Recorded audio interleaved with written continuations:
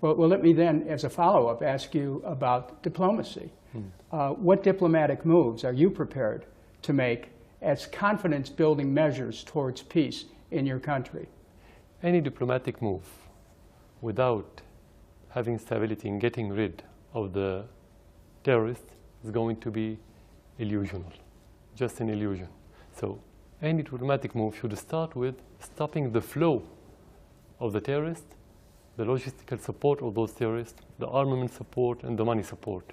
Then you have full plan. The Syrian could sit on the table, discuss the future of Syria, the political system, the constitution, the institution, everything. Would that future include negotiations with the Syrian opposition? Yeah, exactly. But that doesn't mean negotiating with the terrorists. I understand that. Yeah. Now, but does it mean that you're ready for, let's say, a program of reconciliation with those who have opposed you? Are you ready for that? Of course, we announced it at the beginning of this year. We said we are ready to discuss with any political party in Syria, inside Syria and outside Syria. Let's take this down the road into next year. Would you be prepared to offer amnesty to all the Syrians who opposed your government? They didn't breach the law. So if they oppose the government, they can come to Syria without amnesty. Only amnesty should be offered to anyone who violates the Syrian law or breach the law. And if you oppose it, it's not crime. We have opposition within Syria. But do you believe in amnesty as a path towards peace? Yeah, that depends on to whom. If it's to whom they stain their hands with the Syrian blood, it could be as part of national reconciliation. Would that include reparations to the families of those who were killed? Yeah, I mean, it's not the president who should put all these details. I think the Syrian meeting of every faction or all the parties that could define all these details. What would you say, Mr. President, to the millions of Syrians who are now refugees as you move towards a peace process? What will you do to say, please come home? Of course, we want them to come back to their villages, to their cities, to their houses, to their homes. We want them to. But we have to help them with getting rid of the terrorists, because the majority of those refugees left because of the terrorists, not because of the government.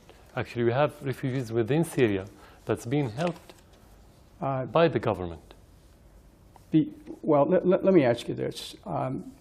Have you spoken to President Obama? Never. Have you ever spoken to him? Never.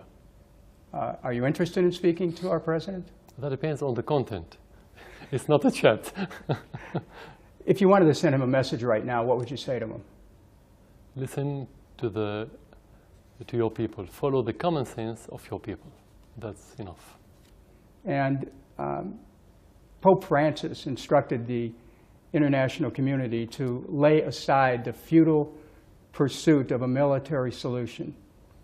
Do you believe the Pope's advice is valid for your government as well as other countries? Of course, we invited every militant in Syria to give up its armament, and we offered amnesty to whoever laid down his armament and wants to go back to his normal life, to his normality as Syrian citizen. Of course, we believe in that. Thank you. Now, before I give this back to my colleague, reporter Greg Palcott, I want to ask you a question that's been bothering me and perhaps other Americans.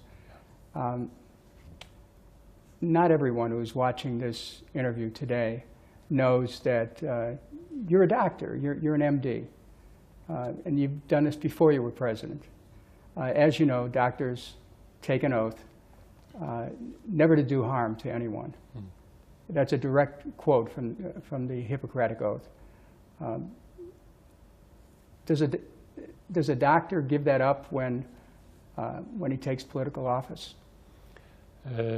First of all, doctors take the right decision to protect the life of the patient. So you cannot say that they don't do harm physically, because sometimes they have to extract the bad member that could kill the patient.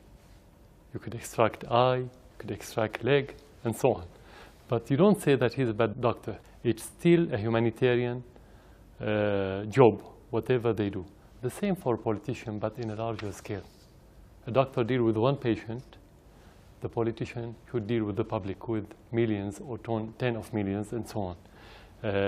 So the question is whether your decision should help the life of the Syrians or not in such a situation. Nobody likes the violence. We are against the violence. But what will you do when the terrorists attack your country and kill the people? Would you say that I'm against violence, or you defend? You have army, you have police, they have to do their job. This is the Constitution, and this is the role of any government. What did you do in Los Angeles in the 90s when you have rebels? Didn't you send your army? You did. Greg. Exactly. So this is the mission of the government. The most important thing is when you take the decision, whether it harms or not, it should help the majority of the people. It's better if you take the decision that could help everyone, but sometimes in certain circumstances, in difficult circumstances, you cannot. So you have to take the less harmful decision. Thank you, Mr. President. Greg. Mr. President, our time is limited, but I want to briefly go back in time a little bit. I was here in 2000 for the funeral of your father. You assumed the position of president, and at that time, some people had real hopes for you as a reformer to change things, to bring more democracy to this country. In fact, however, critics and analysts said you pulled back. You pulled back to the point where now you were being branded other things than reformer. You were branded dictator and much worse.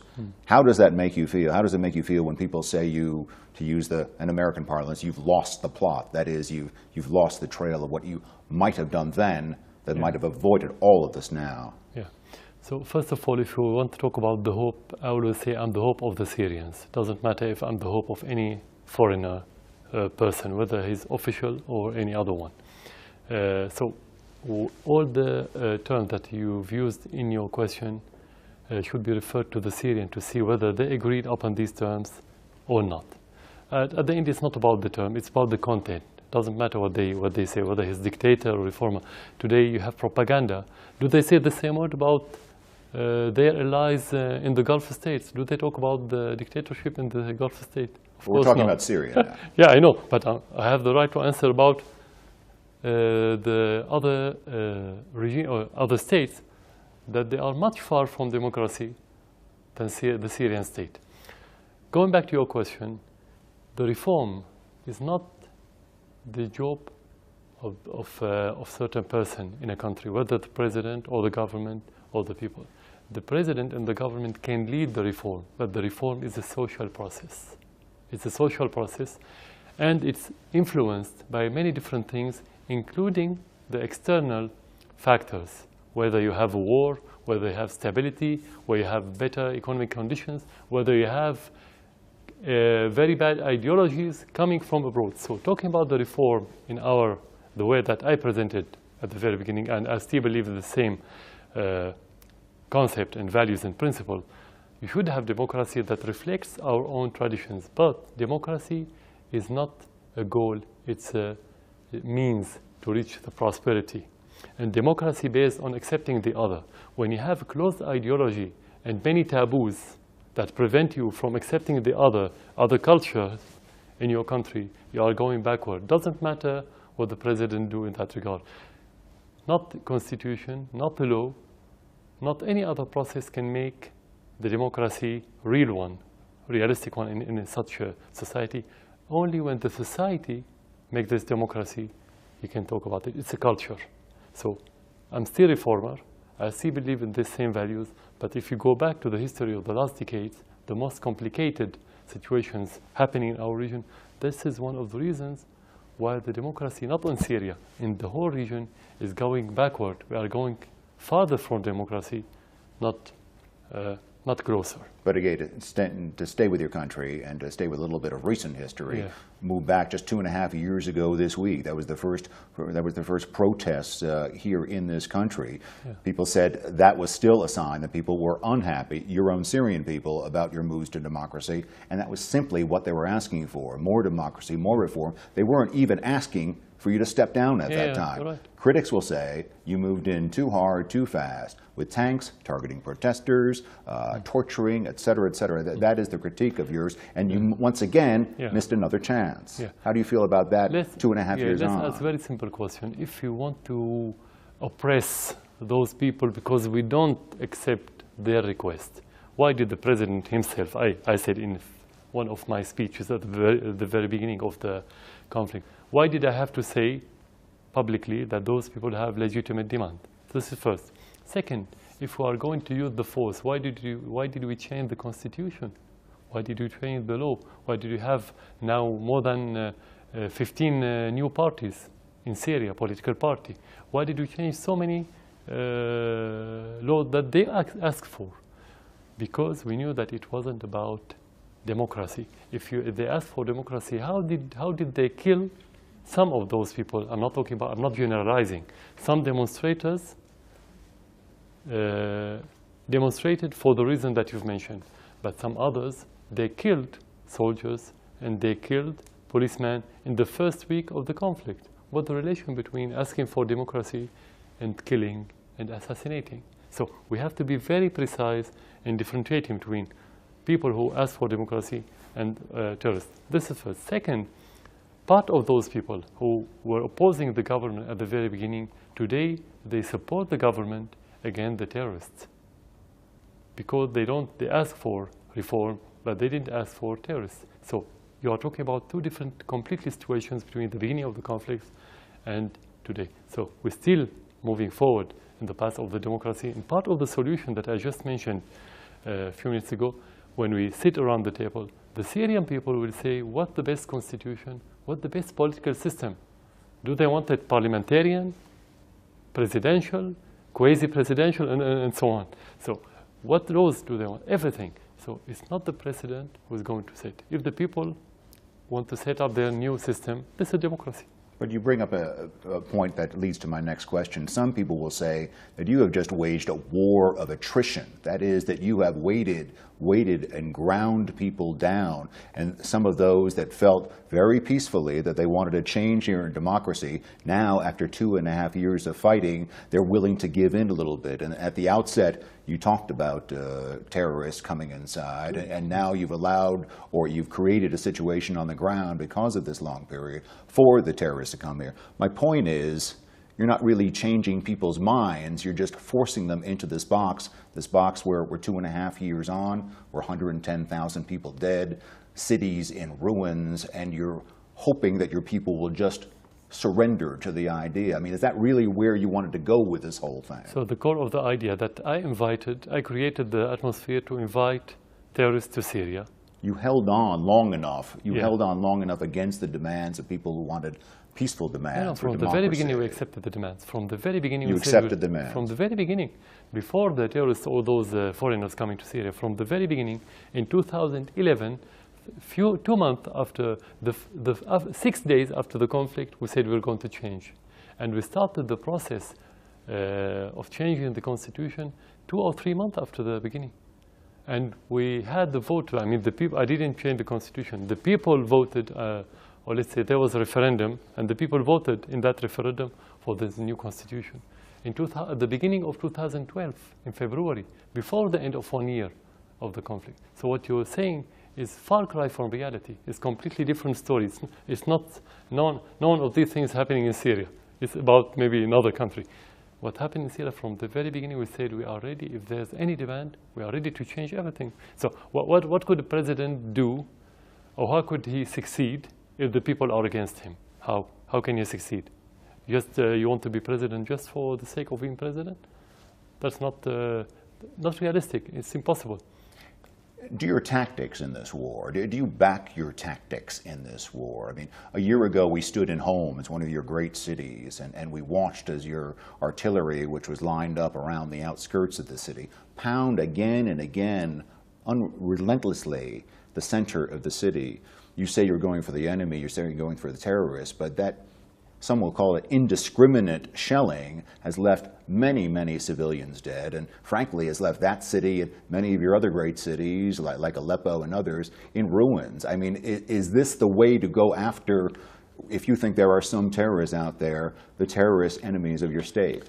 So it's like if you say that when the terrorists infiltrated some area or attack certain part of any city, that the civilians would stay and live with them. That's impossible. Whenever the terrorists enter an area, the civilians would leave, unless they use them as a human shield. But in most of the cases, the civilians would quit their area because of the terrorists. And that's why you have so many refugees.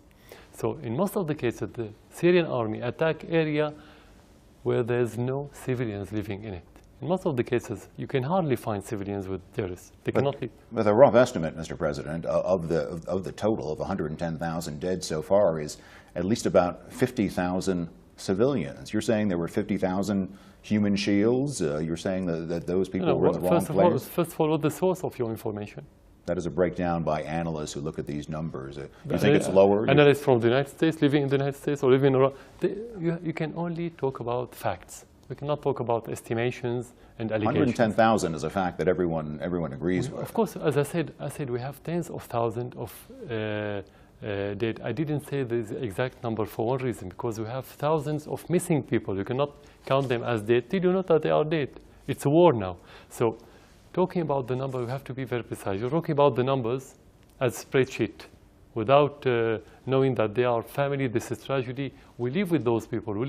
This is a human tragedy. It's not about numbers.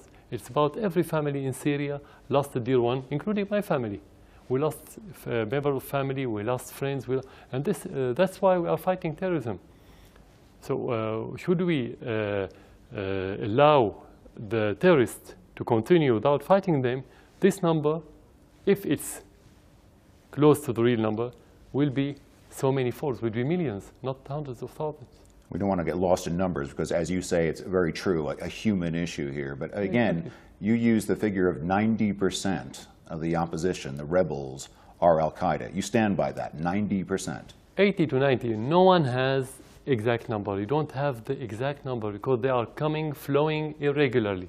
You don't think that's too high? I mean, people are putting that lower, at least 50-50, and one would say that if at least it's 50-50, you have some opposition to deal with. Which people? I'm sure not the Syrian people. No one in Syria say they are 50-50. From abroad, maybe.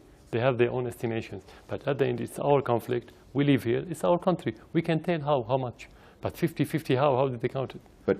But again, just to sum up what you've been saying, in one quote you said, the opposition has been manufactured from abroad. Do you really feel that? You really feel the opposition in this country to your government has been manufactured from abroad? It's not feeling, and it's not about how I feel. It's about what facts are presented in front of us. If they don't have Syrian grassroots, because we have oppositions in Syria that they have grassroots. Why to have opposition abroad? How do they live? Who give them money? How they are financed? And we all know that they belong to some to the United States and Britain and France and Qatar and Saudi Arabia. Real opposition only belongs to the Syrian people. As long as it doesn't belong to its people, it's made by other countries. That's simple evidence. Thank you. Yeah. Dennis. I just in listening to this exchange that you've had with Greg Palcott, there's one thing I want to be really sure about. Yeah. Are you minimizing the deaths by saying, well, you know, it's not 50,000, it's 40,000 or 30,000? No, are you minimizing? We cannot minimize it because in every house you have pain today. In every house you have sadness. You cannot minimize whether this number or high number. It's a tragedy. We live in Syria. It's a killing. But we have to talk about the reasons. Who killed those? Not the government. The terrorists. We are defending our country. If we don't defend, this number will be manifold. That's what I meant. Okay, I just wanted to clarify that. Now, looking at a broader picture here, this is a watershed moment. It appears to be a watershed moment that, for the world, from here in war-torn Syria, a new roadmap towards world peace may be developing by starting with you relinquishing your chemical weapons and then moving forward with a concrete plan for peace in Syria. Do you think that we are at that kind of a moment? You're talking about the situation within Syria. There's no direct relation between the chemical issue and the conflict within Syria. It's completely different. So if we want to move toward a political solution, we can, but that's not related to the chemical agreement. I understand, but the fact that this chemical issue has brought the world together to finally pay attention. Yes. Is this a moment you can build from? That depends to a large extent to the countries that are supporting the terrorists in Syria. Before I go back to Greg, there are a lot of countries now involved in this process. Yeah. Not just the U.S. and Russia, but Iran, Israel, Turkey, and even China. So much depends on serious cooperation with the Geneva process. Are you prepared to make sure that this opportunity doesn't fall apart? We supported Geneva process from the very beginning, and we cooperated with the UN envoys that came to Syria. Actually, the one who put obstacles, not Syria, neither Russia or China, it was the United States, for many different reasons. One of the main reasons that they know that they don't have real oppositions abroad. They know this. This is one of their main problems, because the core of Geneva conference is to be based on the will of the Syrian people. So whatever we agreed in Geneva, upon in Geneva, is going to be proposed to the Syrian people. And if you don't have grassroots, you cannot convince the Syrian people to move with you. This is the American problem with their puppets, to be very clear and very frank. Thank you, Mr. President. Greg? And following up on that, Dennis and Mr. President, others think indeed that, in fact, there is a way forward here, that you are, for the first time in this last 2.5 years, speaking seriously to the international community about a negotiating track, granted just a narrow track of chemical weapons. And in fact, there could be the possibility of longer range talks. Could you be a part of that? Or if your strong allies and basically the sponsor of this new wave of discussions and negotiations, Russia, feels that perhaps it would be more helpful not to have you in the position, what would be your stand? Are you in this to the end, or if it's more, if it would facilitate things for you to step aside and for the good of your country, would you do that as well? Being here or not being here in that position as president should be defined and decided by the Syrian people and by the ballot box. No one else, whether friend or opponents or enemy or any other one, have a word in that issue. If the Syrian people want you to be president, you have to stay. If they don't want you, you have to quit right away. Right away. With the conference or without conference. That's self-evident. We don't discuss it. And I said it many times. So no one has to say that. And the Russians never tried to interfere in the Syrian matters. There's mutual respect between Syria and Russia, and they never tried to involve themselves in those Syrian details. Only the American administration and their allies in Europe and some of the puppets in the Arab world repeat these words, whether the president should leave, what the Syrian people should do, what kind of government. Only this bloc interfere in the matter of sovereign country. I know you said that there are elections scheduled here, at least, in 2014. Exactly. And you would stand for those, and you would see if the people would decide for or against you, and those could be conducted in this current atmosphere? You have to probe the mood of the people and the will and the desire of the people at that time to see whether they want to run for presidency or not. If they don't feel that they are positive, you don't run. So it's too early now, because you have something new every day. It's too early to talk about it. Before the election, I can take my decision. Dennis? Mr. President, according to the New York Times, President Obama has said the greater goal with respect to Syria is to curb chemical weapons use and proliferation of chemical weapons worldwide. Do you believe this could be a chance to reset Syria's relations with the United States? That depends on the credibility of the administration, any administration. And that depends on the U.S. administration's. But you're not saying our president doesn't have credibility. I'm asking you if this is an opportunity for you to reset relations with the United States. As I said, the relation depends on the credibility of the administration. We never looked at the United States as enemy. We never looked at the American people as enemy. We always like to have good relations with every country in the world. First of all, the United States, because it's the greatest country in the world. That's normal, that's self-evident. But that doesn't mean to say and to go in the direction that the United States want us to go in. We have our interests, we have our civilization, we have our will, and they have to accept and to respect that. If there's mutual respect, we don't have problem. We want to have good relation, of course. Let me ask you some specifics with respect to going forward. Yeah. Are you going to work towards a new constitution for Syria and guarantee more freedom for the people of Syria? Will you work towards that? Our constitution today guarantees more freedom, but that depends on the content of the freedom. That's what the Syrian parties could discuss on the table. It's not the constitution of the president. It's not my vision or my own project.